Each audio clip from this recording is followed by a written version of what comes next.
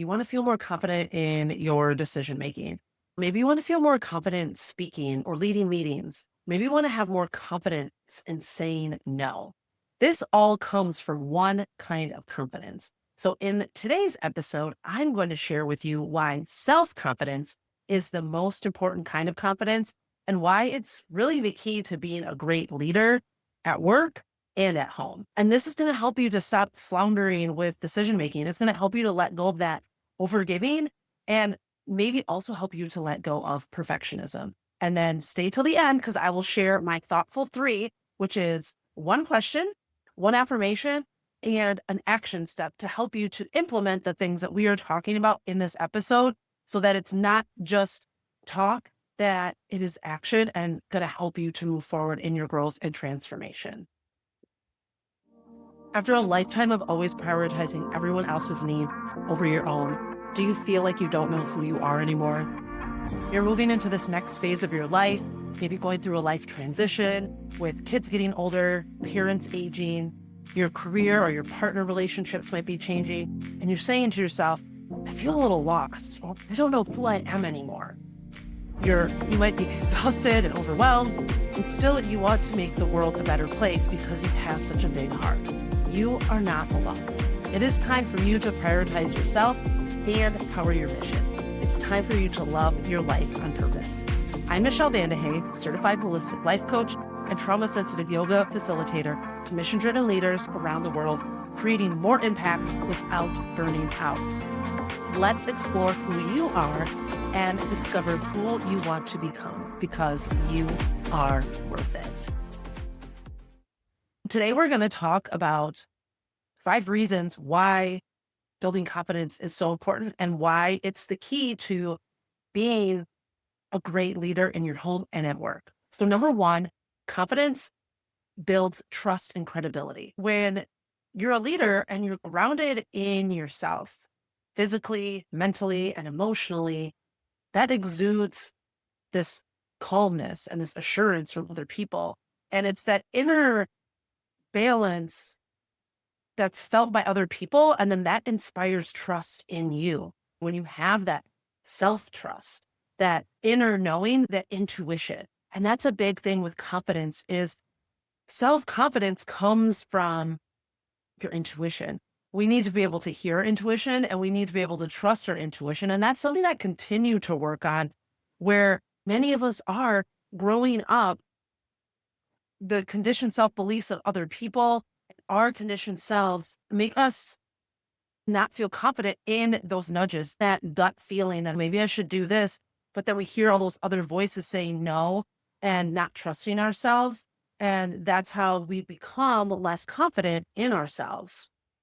And so this confidence grows when we can, first of all, notice our intuition and then also trust our intuition to move us forward in a direction that is more aligned. So this confidence really grows when you're aligned with your inner essence and your inner knowing, as opposed to performing from the outside. This can help create belief in yourself and other people believing in you. Because when you believe in yourself more, it's going to be easier for other people to believe in you. I remember a while back, I was talking to a friend and we were in our 20s and I had met my boyfriend years ago and then we got engaged and married. We were the same age and we got married in our 20s, relatively young, and she just hadn't had a serious boyfriend. Something I told her was, don't worry so much about finding that person. Just continue to focus on loving yourself. Love yourself first, because when you're loving yourself, it's easier for other people to know how to love you and you'll attract that person to you. And she ended up doing that years later. And it goes the same way with the belief. When you have the belief in yourself, other people are going to feel that energy of belief in you. Number 2 is confidence encourages healthy boundaries. And this is related to embracing your joy and your health. So self-confidence empowers you as the leader to protect your well-being and being able to say no without the guilt, prioritizing your rest, prioritizing your needs, your health, and your well-being. And that creates more space for joy and vitality and fun in your life. And when you're having fun, other people want to have fun, and who doesn't want to have fun? So when you can embrace some of that fun and being able to say no, it allows you the space to say yes to the fun when you're saying no to the things that aren't meant for you. Confident leaders know that their health and well-being matters to the impact that you want to make. Number three is self-confidence fuels decisiveness. So at the beginning, I was talking about how if you're not feeling confident in your decision making, this comes from that intuition, that inner knowing, and it helps you to be more decisive, helps you to not flounder back and forth of like, should I do this or should I do that? And don't get me wrong, I still, especially when I'm working on new projects or working on new things, I still go back and forth, and it's okay to kind of question things. We don't always have to say, oh, this is it and that's the only way. And it's not about this either or mentality. We can still embrace the and opportunity for things to change. And at the same time, it is important to be decisive. And when you can be decisive, that comes from that inner trust and that you're really rooted in your inner essence and that you don't really need a constant validation of your decisions, that you're trusting your inner compass or that intuition, which makes decision making really more fluid and aligned. When you're trusting yourself, it helps you to go with the flow and it helps others to know where you stand on things. When you lead from that inner essence, the clarity then follows. Number four is it helps to set an emotional tone. So the self-confidence, it's really nurturing your authenticity. And authenticity breeds authenticity, and confidence breeds confidence. And so when confident leaders show up as your whole self, when you're showing up and not needing to be perfect, where you don't have to have perfect hair, you don't have to have perfect makeup, you don't have to have the perfect clothes, you don't have to always be making the quote unquote right decision all the time. This nurtures an environment where others can feel safe to do the same or safer, whether it's at home or at work. That authenticity really sets the tone for honesty, for connection, and emotional safety. When people get this feeling of who you truly are, they feel that own safety in themselves, and it helps them to be able to lean into their own authenticity and not get stuck in their conditioned selves. Authenticity is contagious, and confidence in your own authenticity can make it feel safer for other people. And number five is it inspires others to lead themselves. When you are fully grounded in your presence and yourself and in your self confidence, it empowers others to step into their own leadership. Because really, isn't that what we want? Don't we want, whether you're leading a team or you're leading volunteers or you're leading at home, eventually we want other people to be able to make decisions, right? Being a leader isn't about making all the decisions and everyone follows those decisions. Being a leader is empowering other people around you to be able to feel confident in their own decision making and to be able to feel confident to make a decision, knowing that if it wasn't the right decision or if something goes wrong, that it's okay. It's okay to make mistakes.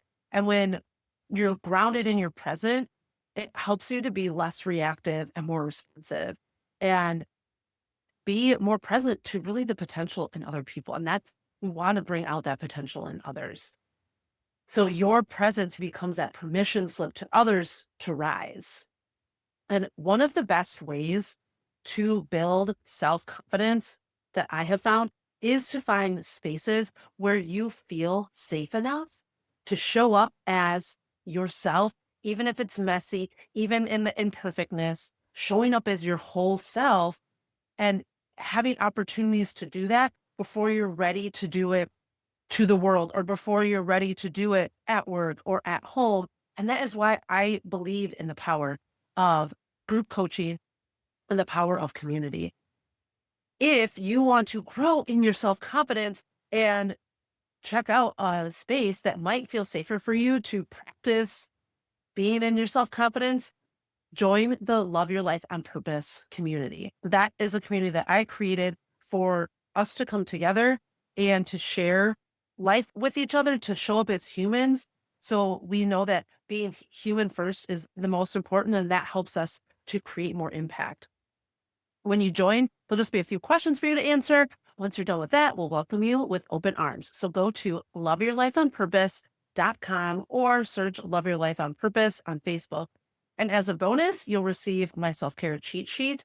Today, I was at a chamber event and somebody put up this definition of community, and I wanted to read it because it resonated with me so much and it reaffirmed to me why community is so important. And it says, community is much more than belonging to something. It's about doing something together that makes belonging matter. And I really, really like that. It's about doing something together. So whether it's my free Facebook group, my group coaching, wherever we meet in community, it's not only about belonging and feeling that sense of belonging. It's about doing something together. And what are we doing together? We are creating more impact. Okay, so let's get to the thoughtful 3 to finish up this episode. This week's thoughtful 3 is an affirmation, a question, and an action step. Your affirmation today, that if you want to write this down, you can, is when I am present and grounded, I lead with more clarity and calm. And maybe you take a moment now, if you're able to, maybe you lower your gaze or take a breath in and out, and you repeat to yourself, when I am present and grounded, I lead with more clarity and calm. Your question for you to reflect on is, in what situations do I struggle to trust my inner wisdom, my intuition? And what might shift if I did start to trust my intuition? One more time. In what situations do I struggle to trust my intuition? And what might shift when I do start trusting? And then your action step. Embrace joy by doing something that lights you up. It can either be something simple that takes 5 minutes or less. Maybe you want to dance to music in the kitchen like I love to do. Or maybe it's something that takes a little bit more time, that you choose something that you're excited about and you put it towards the end of the week. So you have something to look forward to at the end of the week. That's something a little extra special. Feel free to leave a comment here with your answer to the questions, what you're going to do to embrace joy this week. And then if this message resonated with you or made you think of someone, make sure you send it to them or ask their permission. Say, can I send you this video because I thought of you, or this podcast because I thought of you when I was listening to it? And always remember to be gentle with yourself. You are not broken. You are becoming, and you deserve to love your life on purpose because you are worth it.